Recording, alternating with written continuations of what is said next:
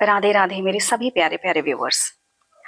दोस्तों, एक बार मुझे किसी ने कमेंट किया था कि पत्नियां जो हैं वो पति की मजबूरियों को आखिर क्यों नहीं समझती। तो अभी भी मैं ये कहूंगी कि किसी भी चीज की बारीकी में हम जाएंगे तब उस चीज को हम अच्छे से समझ पाएंगे। चलिए आज इसी टॉपिक पे बात करते हैं कि पत्नियां आखिर क्यों पतियों की मजबूरियों को नहीं समझती। उससे पहले मैं कहूंगी, अगर आप मेरे चैनल पर पहली बार आए हैं, मेरे वीडियो पहली बार देख रहे हैं और आपको ऐसा लग रहा है कि आगे देखना चाहिए, अच्छा लग रहा है, तो प्लीज मेरे वीडियो को लाइक कर दीजिए, चैनल को सब्सक्राइब कर दीजिए और शेयर कर दीजिए ताकि जिन लोगों की कंफ्यूजन है वो अच्छे से इस चीज को समझ सकें। दोस्तों, अगर मैं आपसे पूछूं कि पिछले साल 2023 में इसी महीने इसी तारीख को सुबह के नाश्ते में आपने क्या किया था, तो आप में से कोई बता पाएंगे? शायद नहीं बता पाएंगे। क्यों? क्योंकि चीजें पुरानी हो चुकी हैं और हम आगे बढ़ चुके हैं, और वैसे भी कौन याद रखता है। अभी आप ये सोचिए कि इस जन्म की सिर्फ 1 साल पहले की चीज आपके दिमाग में धुंधली पड़ चुकी है, आप नहीं बता सकते। तो किसी और जन्म में आप हाथी थे या घोड़ा थे या इंसान ही थे, आप किसके घर थे, क्या थे, आप आदमी थे या औरत थे, ये सारी चीजें आप कैसे याद रख सकते हैं। कहते हैं कि शादी, पैसा, आपके जीवन में अभी जो भी मिला है, जो भी रिश्ते आपको मिले हैं, वो सारे आपके प्रारब्ध से ही मिले हैं। एक बकरी थी, उसकी मालकिन उसके साथ बहुत खराब व्यवहार करती थी। दूध निकालते समय बड़े प्यार से पुचकार के बाबू सोना मेरा बच्चा करके उसके दूध निकाल लेती थी, क्योंकि उसके दूध से ही उसका घर चलता था, दूध को बेचकर। और उसके बाद हमेशा उसके साथ गलत व्यवहार करना, उसे मारना, उसे कहीं भी बांध देना ठंड में, उसे साफ सफाई से नहीं रखना, या फिर उसे सही से चारा नहीं देना। तो वो बकरी बहुत दुखी रहने लगी, अंदर ही अंदर वो रोती थी और कहती थी कि इस जन्म में तू जितना जुल्म करना है कर ले, किसी जन्म में भगवान ने चाहा तो जरूर मैं इसका बदला लूंगी, तू सहेगी और मैं जुल्म करूंगी, तो इसके लिए तू तैयार रहना। वो हर दिन ऐसे ही बोलती। और उसके बाद फिर अगले जन्म में बकरी एक लड़का के रूप में पैदा हुई और वो जो उसकी मालकिन थी वो एक लड़की के रूप में पैदा हुई।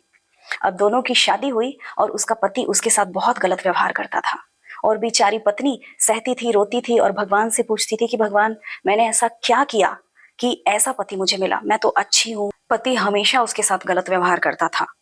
लेकिन जब भी पति को अपना काम निकालना होता, अपने काम की चीज चाहिए होती थी पत्नी से, वो उसके साथ बहुत अच्छा व्यवहार करने लगता, उसके लिए गिफ्ट्स ले आता, फ्लावर्स ले आता, चॉकलेट्स ले आता और उसे मनाने की कोशिश करता। और जैसे ही उसका काम निकल जाता फिर से उसके साथ बुरा व्यवहार करने लगता। अब देखिए, यहाँ किसको पता कि उस लड़की के प्रारब्ध की वजह से उसे इस जन्म में तकलीफ हो रही है? किसी को नहीं पता है। लेकिन इसकी बारीकी को अगर हम देखेंगे तो चीजें यही होती है। अगर आप किसी को तकलीफ देते हैं तो कोई ना कोई कहीं ना कहीं तैयार हो रहा है जो आपको उसका बदला ले लेगा। जरूरी नहीं कि आपने अपने पापा को हर्ट किया तो आपके पापा आपको हर्ट करेंगे, नहीं। एक लड़की थी, उसकी दादी ने उससे एक गिलास पानी मांगा। उसने बोला, क्या दादी, पानी खुद नहीं ले सकते हो, मुझे कॉलेज के लिए लेट हो रही है। उसकी दादी का मन बहुत दुखित हुआ, लेकिन उसने कुछ बुरा नहीं बोला क्योंकि पोती थी। वो चली गई कॉलेज, उसकी पोती, और उसके बाद शाम में जब घर आती है तो मुंह उसका उतरा हुआ था। क्यों? क्योंकि उसके बॉयफ्रेंड ने उसे हर्ट कर दिया था, उसका तमाशा बना दिया था। आप खुद सोचिए, यहाँ जो आपने दिया वहां से आपको मिल गया, यहाँ दादी की डिसरिस्पेक्ट की, वहां से आपको बॉयफ्रेंड से डिसरिस्पेक्ट मिल गई। चीजें ऐसे ही होती है। कर्म रिटर्न्स यूं ही नहीं कहते, कर्म चुनकर आपसे बदला ले ही लेगा। इसीलिए कहते हैं कि ईश्वर माफ कर देंगे पर आपके कर्म आपको माफ नहीं करेंगे। जब छोटी थी तो कई बार देखती थी किसी के घर में कि पत्नी खराब, पति बहुत अच्छे, या फिर पत्नियां बहुत अच्छी, पति बहुत खराब। तो सोचती थी कि भगवान ऐसी जोड़ी क्यों बनाते हैं, तो भगवान गलत करते हैं, ऐसा सोचती थी छोटी में। जैसे जैसे बड़ी हुई, चीजें क्लियर हुई, समझ में आने लगी सारी चीजें, तो अभी पता चलता है कि नहीं, ऊपर जो बैठा है, दुनिया चला रहा है, ईश्वर, उसके ऊपर कितनी बड़ी रिस्पॉन्सिबिलिटीज है। आप ये सोचिए, एक एक इंसान की जिम्मेदारी है।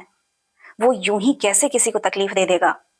हर चीज के पीछे कोई ना कोई रीजन होता है, और हमारा जीवन कैसा रहेगा ये हमारे कर्मों की वजह से ही होता है। कभी कभी इसी जन्म के कर्म होते हैं, कभी कभी प्रारब्ध होते हैं हमारे। इस जन्म में भी अगर हमने किसी को एक थप्पड़ मारा है, हो सकता है किसी कमजोर को देखकर हमने एक थप्पड़ जड़ दिया हो। तो कई बार होता है कि हमें अपने ऊंचे पद के लोगों से या हमारे मालिक से या कभी कभी रिश्ते में बड़े लोगों से हमें थप्पड़ खानी पड़ती है। हम ये सोचते हैं कि हम तो बहुत अच्छे बच्चे हैं, हमें थप्पड़ क्यों मिली, पर वो चीजें मिली है आज, ये हम कभी सोच नहीं पाते हैं गहराई तक।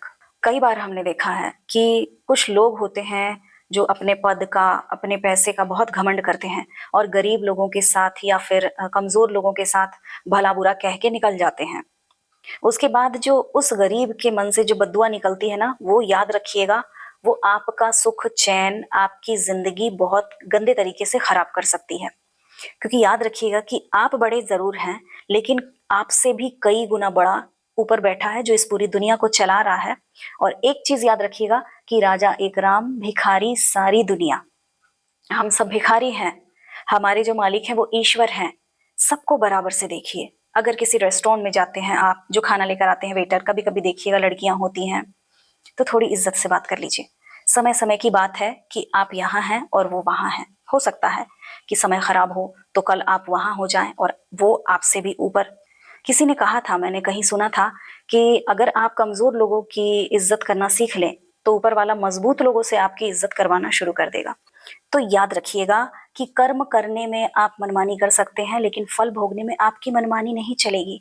इसीलिए कहते हैं कि कर्म सही करो, एक एक चीज सोच कर करो, और जब करो तो ये सोचकर जरूर करो कि हमने ऐसा किया है, सामने वाला को कैसा फील हुआ होगा, अगर हम उस जगह पे रहते तो हमें कैसा फील होता। ये सोच के आप अपनी हर चीजों को करिए। कर्म ऐसे करिए कि जब भी कर्म के फल लेने की बारी आए तो वो आपको गिफ्ट लगे, पनिशमेंट नहीं।